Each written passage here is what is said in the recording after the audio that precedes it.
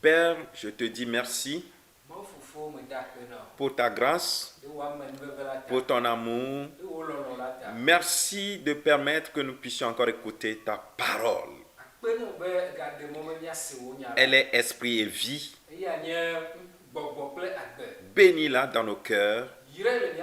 Accorde-nous des oreilles de disciples. Béni sois-tu, Père. Bénis mon frère, ma soeur qui me regarde actuellement. Amen. Bien-aimés dans le Seigneur, c'est une immense joie pour moi de te croiser encore dans ce programme. Tu es béni. Il est temps de chercher l'Éternel. Il est temps de chercher l'Éternel. C'est sur ce thème que je voudrais t'entretenir aujourd'hui. Et nous allons le suivre en 3 parties. Il est temps de chercher l'Éternel.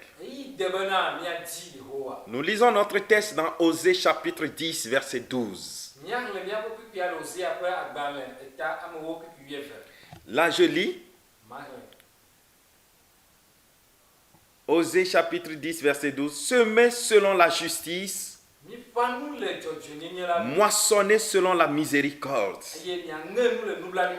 Défrichez-vous un champ nouveau. Il est temps de chercher l'Éternel jusqu'à ce qu'il vienne et répande pour vous la justice. Amen. Bien-aimés, ces paroles s'adressent à Israël. Dieu s'adressait à Israël à cause de sa vie d'immoralité, de ses vices, la corruption, la violence qui sévissait dans le pays.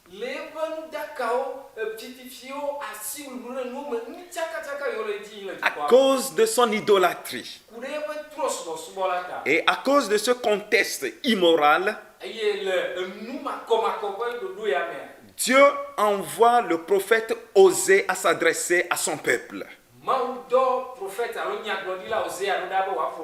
Et Osée interpelle le peuple à chercher l'Éternel.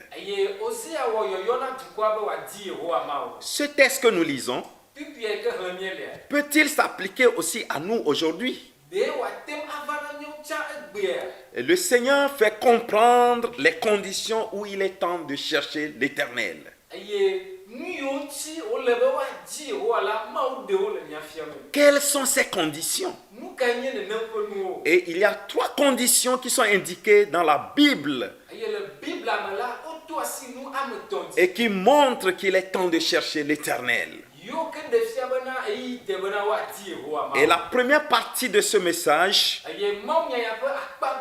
nous amène à dire que nous devons chercher l'Éternel quand ces jugements menacent le pays.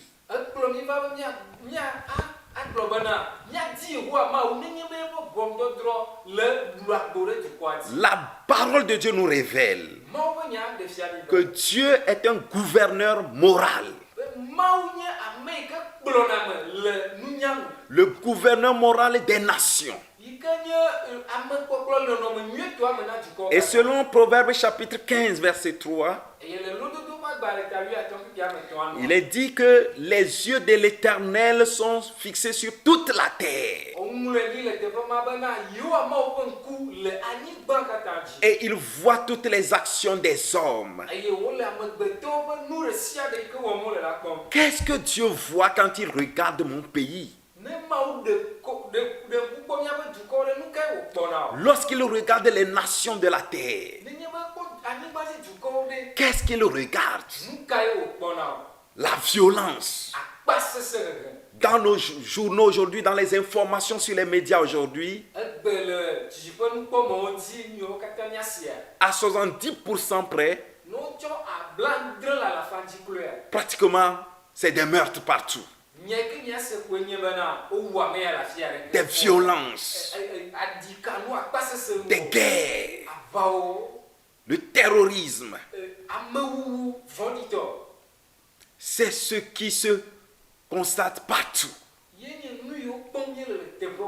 L'immoralité, la fornication, la perversion sexuelle. Quand Dieu regarde mon pays,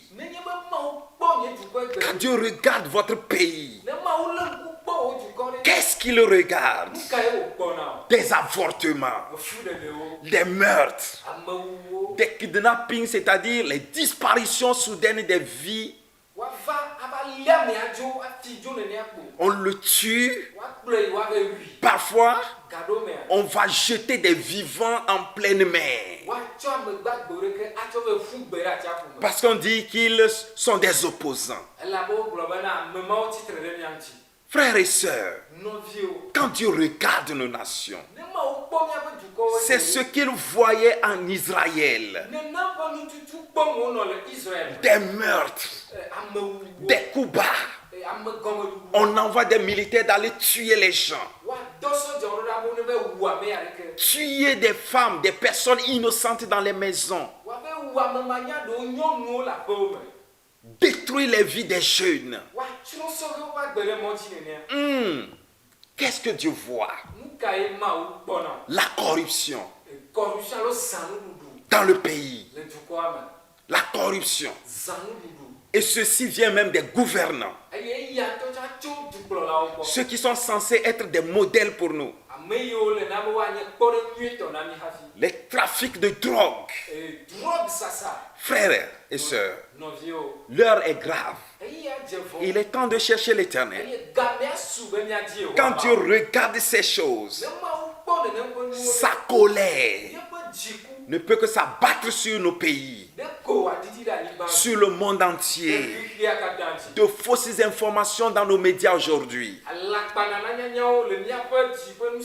des fraudes électorales, les détournements des deniers publics, ou parfois ce sont des présidents qui détournent des deniers publics,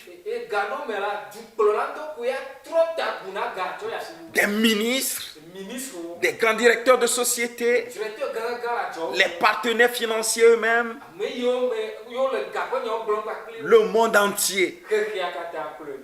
Le monde entier, dans le service, c'est des surfacturations.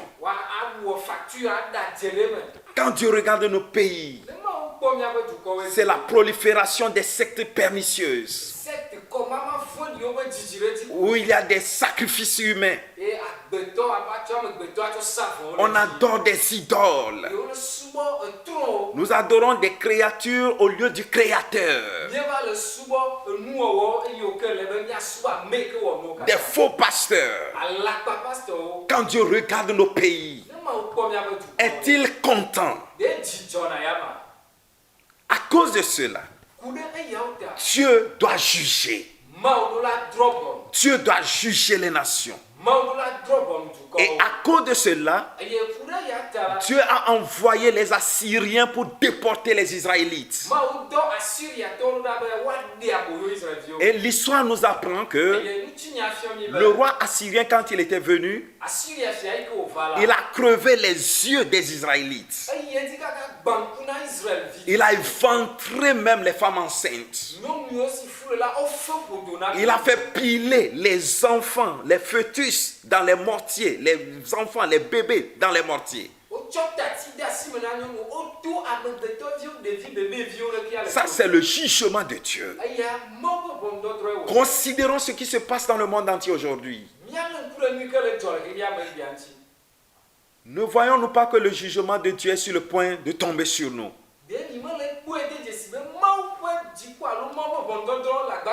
À l'instar d'Abraham, nous devons nous lever, intercéder en faveur de notre monde comme si c'était Sodome et Gomorrhe. Il est temps d'implorer la grâce de Dieu. Frères et sœurs, le monde, si nous nous taisons, Dieu va manifester sa colère. Il est sur le point de descendre. Mais nous pouvons intercéder. C'est le temps plus que jamais. Avec cette pandémie, que ce soit les hommes qui les créent ou pas, nous devons implorer la grâce de Dieu. Il est temps de chercher l'Éternel afin que sa colère soit apaisée. Oui, c'est très important. Nous devons chercher l'Éternel. Dans nos maisons, ce sont des violences conjugales, des viols. Écoutez, Dieu doit punir. Nous méritons le jugement de Dieu. Mais Dieu compte sur toi et moi. Nous devons nous lever, chercher l'Éternel. C'est maintenant. Alors, je voudrais te convier que nous devons chercher la face de l'Éternel. Vous allez suivre la suite de ce message dans sa deuxième partie où nous devons chercher l'Éternel quand notre vie spirituelle décline. Nous allons prier. Seigneur, merci. Voici l'état de nos nations. Voici l'état de nos cœurs. Dans les hôpitaux, même les grands médecins pratiquent des avortements, pratiquent l'euthanasie, ils font mourir des gens. Des militaires qui tuent, les présidents qui tuent, des charlatans qui tuent, des sorciers qui tuent. Nous-mêmes, nous tuons, nous haïssons, nous livrons nos frères. Nous méritons ta sentence. Mais nous te supplions, pardonne. Jésus, pardonne. C'est ce que nous sommes. S'il te plaît, dans le pays, nous les hommes de Dieu, nous nous livrons.